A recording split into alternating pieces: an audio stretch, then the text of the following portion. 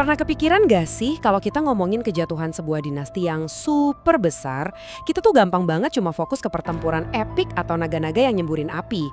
Padahal di pembahasan kita kali ini, kita nggak bakal ngebahas kehancuran yang kelihatan di permukaan aja. Kita bakal bener-bener membedah anatomi dari sebuah kerajaan yang hancurnya justru dari dalam. Kita bakal menganalisis taktik manipulasi yang sunyi, ikatan psikologis yang rumit banget, dan gimana keputusan-keputusan egois itu sebenarnya jadi sumbu utama yang ngancurin kedamaian di Westeros. Jadi siap-siap ya, karena intrik politik di balik layar ini tuh jauh lebih mematikan daripada semburan api naga manapun. Oke, biar gampang, analisis kita hari ini bakal dibagi ke 4 bagian utama nih. Pertama, taktik terselubung Otto Hightower. Kedua, dinamika psikologis di Dragonstone. Ketiga, keputusan fatal Raja Viserys. Dan yang terakhir, lahirnya kubu pemberontak. Nah, mari kita mulai dari ngeliat pondasi kepemimpinan Raja Viserys yang mulai goyah. Coba perhatiin deh kontras yang tajam banget di dalam Dewan Penasehat ini. Di satu sisi, kita punya Lord Corlys Velaryon. Armada dagangnya lagi dihancurin abis-abisan di wilayah Stepstones sama sosok brutal bernama Craghas Drahar, atau yang sering dijuluki Crab Feeder, karena dia beneran ngasihin musuh-musuhnya buat jadi makanan kepiting. Corlys nuntut tindakan tegas dan perang proaktif. Tapi di sisi lain, kita ngelihat Raja Viserys. Karakter utamanya tuh benar-benar kehati-hatian yang berlebihan. Dia nolak keras opsi militer karena takut banget memicu perang terbuka. Poin pentingnya di sini, krisis ini sejak awal udah ngekspos gaya kepemimpinan Viserys yang super pasif. Dia ngebiarin ancaman tumbuh subur dan bikin sekutu terkuatnya merasa sama sekali nggak dihargai. Masuk ke bagian pertama kita, taktik terselubung Otto Hightower. Kalau para petinggi lain pada ribut soal perang, arsitek kekacauan yang sebenarnya ini justru gerak dalam diam. Mari kita bedah langkah demi langkah manuver politik Sir Otto Hightower. Langkah pertama, dia secara proaktif ngirim putrinya sendiri, Alicent, buat nemenin Raja Viserys yang lagi berduka di kamarnya. Langkah kedua, dan ini licik banget sih, Otto mastiin hubungan yang makin intim ini dirahasiakan rapat-rapat, bahkan dari putri Rhaenyra yang notabene adalah sahabat dekat Alicent. Tujuannya apa? Buat mengisolasi sang raja. Terus di langkah ketiga, pas konflik lagi panas-panasnya di Dragonstone, Otto buru-buru nyegah raja buat pergi langsung dan malah ngajuin dirinya sendiri buat mimpin pasukan. Dia mastiin Viserys tetap di King's Landing di bawah kendalinya. Benar-benar manipulasi yang terukur dan tanpa belas kasihan sama sekali. Dan ngomong-ngomong soal tekanan politik dari luar juga nggak kalah gilanya. Waktu Putri Rhaenys ngobrol sama Rhaenyra di taman, dia ngelempar realitas yang brutal banget. Peringatan Rhaenys ini bukan cuma sekedar pesimis ya, ini tuh diagnosis yang sangat akurat soal politik gender di Westeros. Para bangsawan tuh nggak akan pernah nerima penguasa perempuan, titik. Fakta ini bikin posisi Rhaenyra sebagai pewaris jadi super rentan dan justru ngasih ruang gerak yang sangat luas buat pria-pria manipulatif kayak Otto. Sekarang kita lanjut ke bagian kedua, dinamika psikologis di Dragonstone.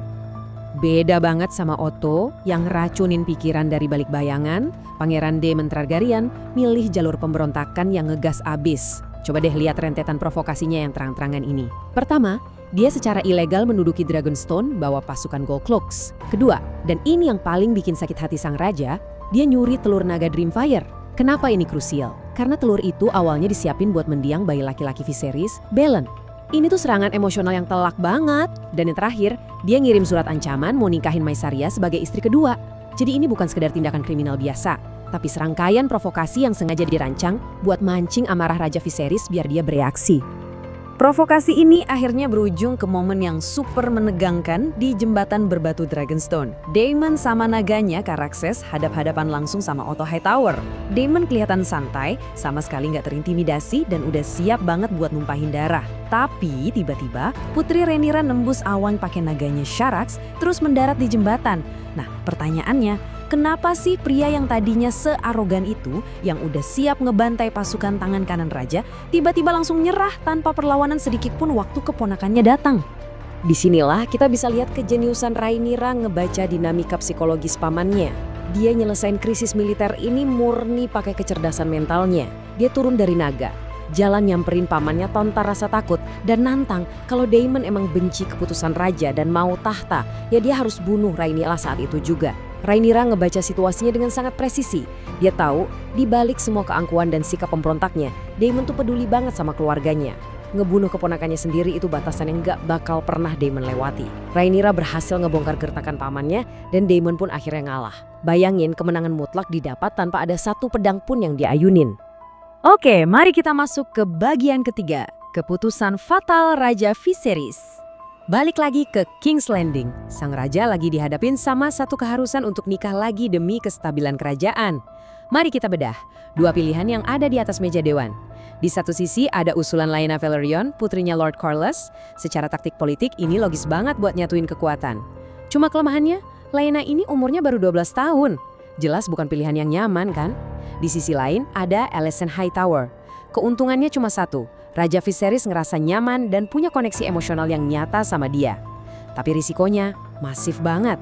Ini bakal mengasingkan klan Velaryon dan ngasih kekuasaan yang gak terbatas buat Otto Hightower. Dan di malam penentuan itu, di depan seuluh dewan yang udah mikir bakal dengar pengumuman aliansi besar dengan Velaryon, Viserys malah ngejatohin bom politik. Dia nolak aliansi strategis itu dan ngumumin kalau dia bakal nikah sama Alicent Hightower. Sang raja lebih milih kenyamanan personalnya dibandingin stabilitas kerajaannya.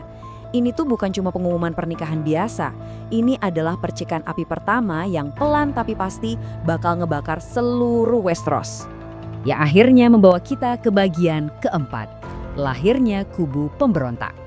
Tindakan egois sang raja secara instan langsung ngancurin struktur kekuasaan di lingkaran dalamnya. Coba kita pikirin efek dominonya. Putri Rhaenyra jelas hancur banget dong. Dia merasa dikhianati sama ayahnya dan sama sahabat terbaiknya sendiri. Terus, Lord Corlys, pria yang punya armada terkuat, merasa kayak diludahi di depan umum. Dia langsung cabut dari ruangan dewan dengan amarah yang meledak-ledak. Sementara itu, Otto Hightower cuma tersenyum simpul. Dia baru aja mastiin jalan buat darah dagingnya sendiri buat ngeklaim Iron Throne di masa depan. Rasa sakit hati yang mendalam ini dengan cepat ngelahirin aliansi gelap yang baru. Karena ngerasa ditolak mentah-mentah sama rajanya, Lord Corlys ngundang Pangeran Daemon ke markasnya. Corlys sadar mereka berdua ini adalah para putra kedua yang selalu dipinggirin dari pusat kekuasaan. Jadi mereka mutusin buat ngebangun kejayaannya sendiri. Aliansi ini dibentuk tanpa persetujuan raja loh, di mana Daemon dan Corlys sepakat buat ngambil alih otoritas dan perang di Stepstones buat ngebuktiin siapa yang sebenarnya punya kekuatan. Dan dinamika tadi ngebawa kita ke satu pertanyaan yang menarik banget buat kita renungin bareng hari ini. Kita udah ngelihat gimana taktik manipulasi Otto, tarik-menarik psikologis antara Daemon dan Rhaenyra, sampai keputusan egois Viserys. Semuanya jadi satu pusaran konflik besar. Tapi pertanyaan besarnya adalah, ketika seorang pemimpin lebih mentingin kenyamanan pribadinya di atas aliansi strategis yang vital banget buat kedamaian, siapa sih yang pada akhirnya harus nanggung harga termahal? Apakah sang raja itu sendiri? Ataukah justru seluruh kerajaan yang pada akhirnya harus terbakar oleh api peperangan? Sesuatu yang patut dipikirkan ya. Terima kasih udah ngikutin sesi bedah materi kita kali ini. Sampai jumpa di pembahasan selanjutnya.